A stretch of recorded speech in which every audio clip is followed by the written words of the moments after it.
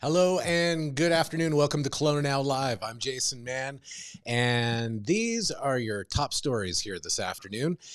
Most of southern BC is now seeing considerable to very high avalanche conditions, and with the recent heavy snow in many parts of BC, increasing avalanche danger risks across most of southern interior and coast are likely, according to Avalanche Canada. They say very dangerous avalanche conditions exist at higher elevations where heavy snowfall and extreme winds are building reactive storm slabs. It sounds very scary, storm slabs, but that's how it works. And they say that travel in avalanche terrain is not recommended. Avalanche size and likelihood will likely increase throughout the week with continued snowfall, they say as well. And due to the unseasonably warm winter weather up until this week, most of BC has not really seen much avalanche activity, unlike last year, which saw 14 avalanche-related deaths in BC within the first 4 months of 2023. Definitely something to be concerned about and mindful of. Well, drugs were found in a hidden compartment of a vehicle during a Colona traffic stop recently. Police arrested 2 people for possession of a controlled substance in Rutland due to what appeared to be activities consistent with trafficking. And as a part of their investigation, police found a hidden compartment with a significant amount of illicit material inside, including a kilogram of suspected cocaine, 180 grams of methamphetamine, 180 grams of fentanyl, and around $6,000 worth of cash, all of which was seized. And the 2 suspects were arrested, but have since been released from custody while the investigation continues and is prepared for the BC prosecution services. Colona and Westside Salvation Army Christmas campaigns have fallen short of their fundraising targets, and the branches on either side of Okanagan Lake have released their latest fundraising totals from their 2023 Christmas campaign. Both collected, pretty good amount of money, hundreds of thousands of dollars, but ended up shy of their targets. Last month, both branches told Colona Now that a tough economy had delivered a double blow, more people in need of help and fewer people able to give it. Of course, on the west side and throughout Colona as well, the generosity of many folks during the forest fires, and that period also made them less likely or able to support at Christmas. So Kelowna's Salvation Army managed about $698,000 against a target of $750,000, which may still come in through mail-in donations, while the Westside branch brought in $182,000 of its hoped for $225,000.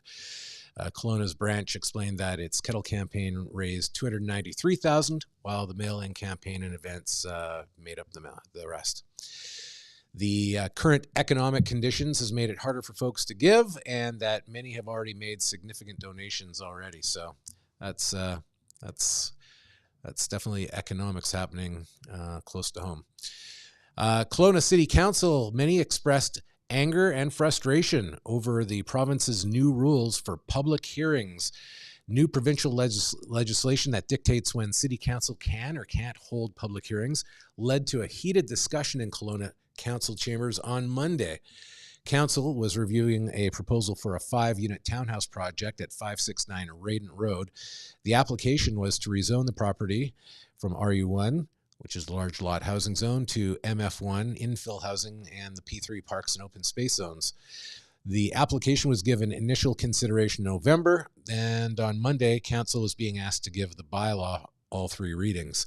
However, several councillors expressed anger and frustration over new provincial legislation that will phase out public hearings for rezonings for housing projects that are consistent and aligned with the official community plans. The legislation was introduced in late 2023 in an effort to speed up the process for approving new residential projects, but the consequences have some city councillors a little bit upset, as some wanted this project on Radent Road to go to a public hearing due to concerns from the neighborhood around flooding, traffic, and noise. And they say that this legislation has limited their ability to represent the public and how City Council makes decisions. Councillor Maxine DeHart said some council members were angry and said the process just doesn't feel like a process anymore, in fact. Councillor Charlie Hodge called the situation a catch-22, saying his anger not directed at the city staff, but rather the province. And one of the reasons he ran for council is to represent the public and listen to the public and go to war for the public on issues they felt important, which now he feels he can't. And Ron Cannon, who was speaking virtually, did mention that the council could still vote against the proposed infill housing project, but in the end, the project passed. For more information on that story, including who voted for and against, go to colonanow.com. Well, Interior Health will no longer use the COVID-19 rapid antigen tests. Rapid antigen tests have become a thing of the past now, as the health authority announced today that they'll no longer be used for clinical decision-making in the healthcare facilities. It's a move that Interior Health says is supported across BC to ensure clinical care and infection prevention and control decisions are based on the most accurate information. The decision was first made public on Monday through a leaked Interior Health memo, which started to make the rounds on social media. And today, the health authority issued a statement to clarify their memo regarding the COVID-19 testing changes. And going forward, healthcare settings will just use the polymerase chain reaction, or PCR test, which can also detect influenza and RSV. Now, maybe you've seen the video that's gone viral today of a reporter who is arrested on video while attempting to ask the Deputy Prime Minister, Freeland, some questions. Ontario-based York Regional Police said the reporter David Menzies has now been released, and they say that the arrest was made in Richmond Hill, Ontario, by a member of the Prime Minister's RCMP security detail, the fellow there on the right. And it was determined that no credible security threat existed. The subject, the reporter in the hat there, the chapeau, was released and unconditionally shortly thereafter. A spokesperson for the RCMP told Now Media that its protective policing resources were involved in an incident while deployed on an operation. The RCMP is looking into the incident and the actions of all parties involved, and that no further comment is forthcoming at this time. In the video of the incident, which was released incidentally by Rebel News, the reporter Menzies can be seen approaching Freeland and asking her why government has not declared the Islamic Revolutionary Guard Corps a branch of the Iranian military a terror group. Freeland ignores Menzies. You can see in the video, if you want to see it online, go to colonanow.com, but it does appear that the RCMP officer reaches out an arm towards the reporter who's not looking at the Mountie and walks into him, and then, of course, that fellow gets arrested. Pierre Poilievre, meanwhile, says on Twitter and X that the incident represents the state of freedom of the press in Canada. 2024, after 8 years of Trudeau, and he later added a journalist was arrested for questioning a Liberal minister, and the parliamentary press gallery doesn't say a word. Now Media has also reached out to the Canadian Parliamentary Press Gallery to see if they have a response for Poilievre's remarks. In any event, Rebel News founder Ezra Levant added on Twitter and X earlier today that his organization will be suing Freeland, the RCMP, and York Regional Police for false arrest, false imprisonment, malicious prosecution, and assault. And we've reached out to Rebel News for more information about that as well. But certainly disconcerting to see. It's a fairly clear video.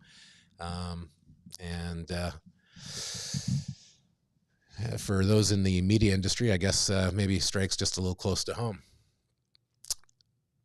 Turning gears, we'll switch over to the lifestyle file.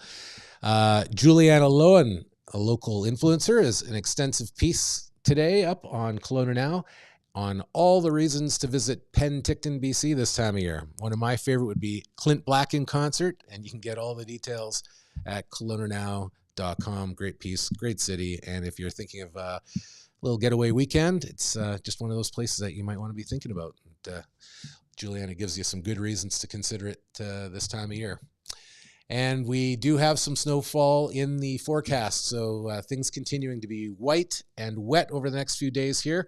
Up in the higher elevations, the roads and highways, we've had some bad accidents up on the Coquihalla today, so do take care if you're heading that way. Down here, it'll just continue to be off and on snow flurries for the next couple of days, increasingly cold over the next couple of days as well. So as you make your way home tonight, make sure you give a little extra room, a little extra time, and arrive alive. We'll be back again tomorrow morning at 9 o'clock with the news, headlines, the weather forecast to get your day started and everything you need to do just exactly that. In the meantime, if you like what you see, please like and subscribe to our channels. And you can also subscribe to our daily newsletter at colonanow.com, where all the latest news happens when it breaks. Have a great night.